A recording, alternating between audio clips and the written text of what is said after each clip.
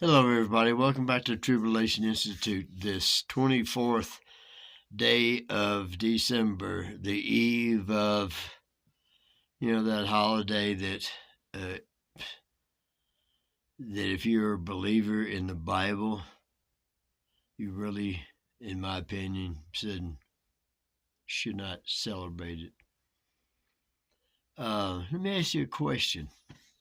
Maybe, and if you don't think that I know that it is a most difficult thing to do to give up a holiday that you've been celebrating your entire life that brings back many great memories, especially when you're a kid, of course.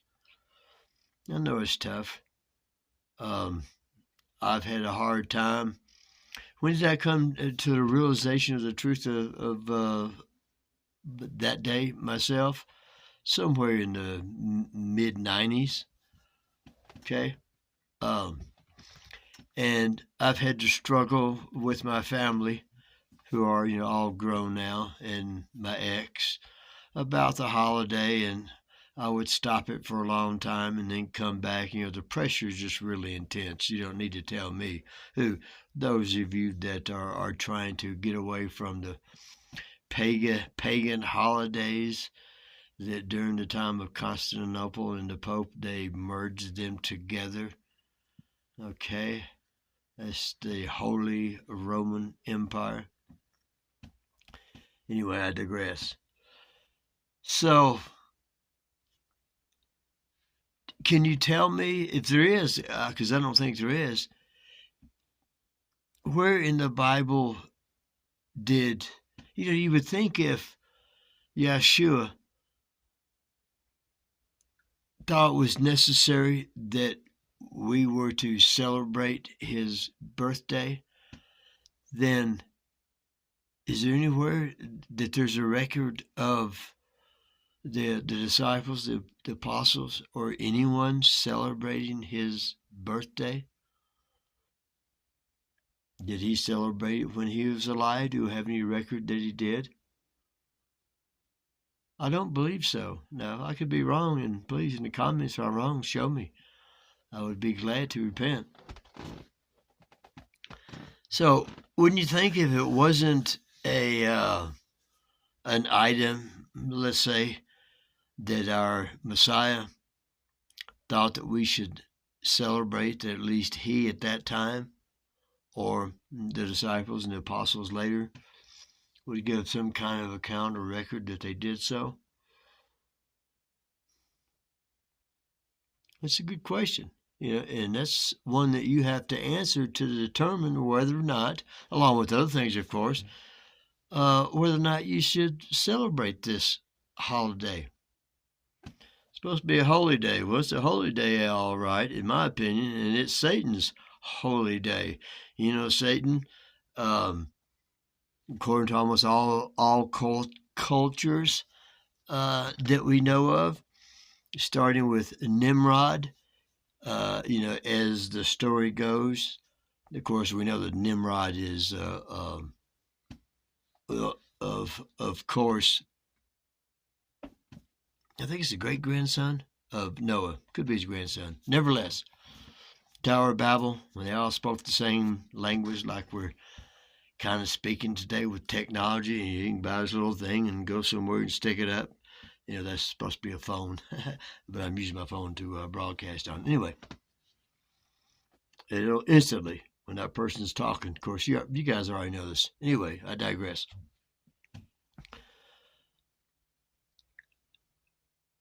And you go, why wouldn't he, Christ or the disciples, celebrate his birthday? Here's what I believe. It's not his birth that we need to celebrate. I don't say it's bad to celebrate, but 25th of December is not his birthday. You go, when is it?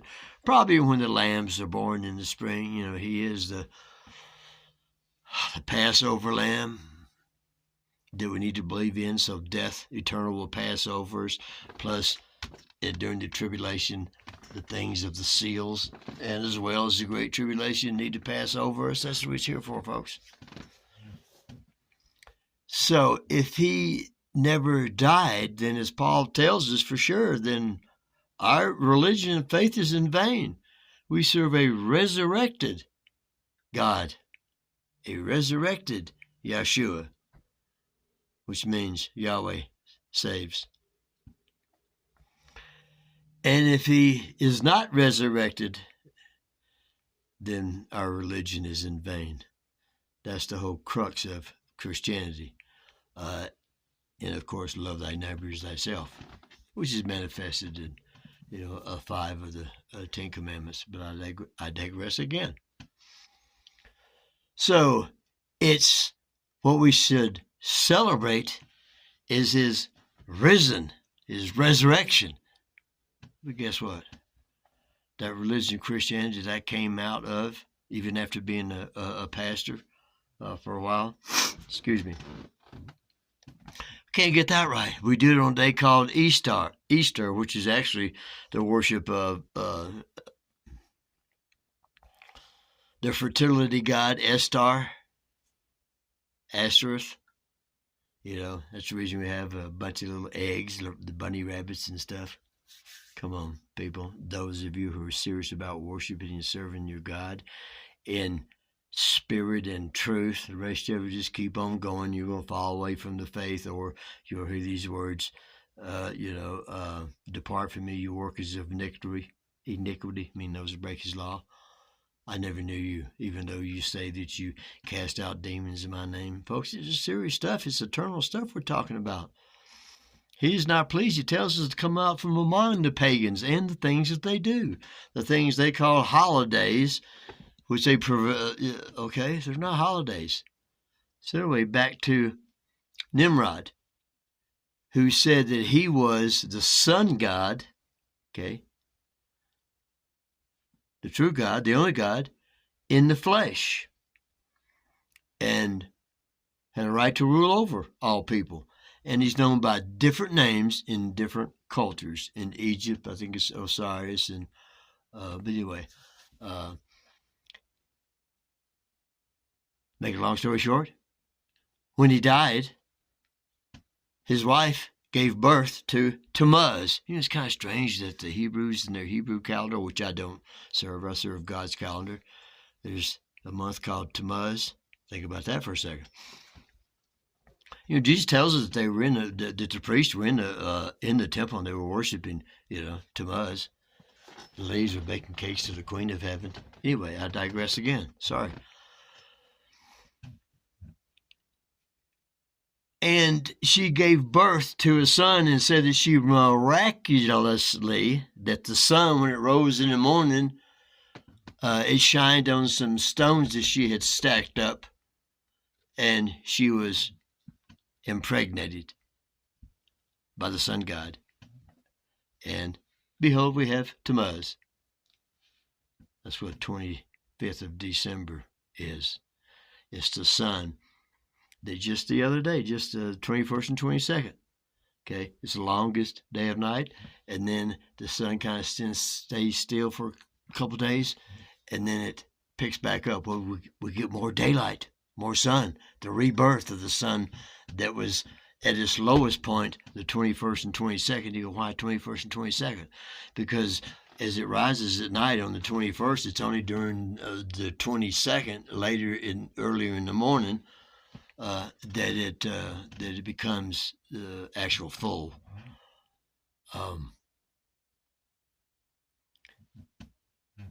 So, now this went way over the time that I wanted it to. Think about what I've said. Leave me some comments, and don't be nice, or I'll just get rid of them. We don't need to. We can agree to disagree. Anyway, it's a serious issue, and especially this Christmas, and especially where we're at. Okay, in the scheme of things, in the timeline of his return, I believe that the sixth seal comes up this Passover in April. And there's some heavy things that need to pass over us on by the blood of the Lamb and our testimony and what we believe that will save us. Anyway, give me a thumbs up. Please subscribe. Hit the notifications bell. Like and share. every Christian needs to hear this to still celebrating this holiday. Anyway, I love you whether you do or don't. And so does God, but he's displeased. Love you.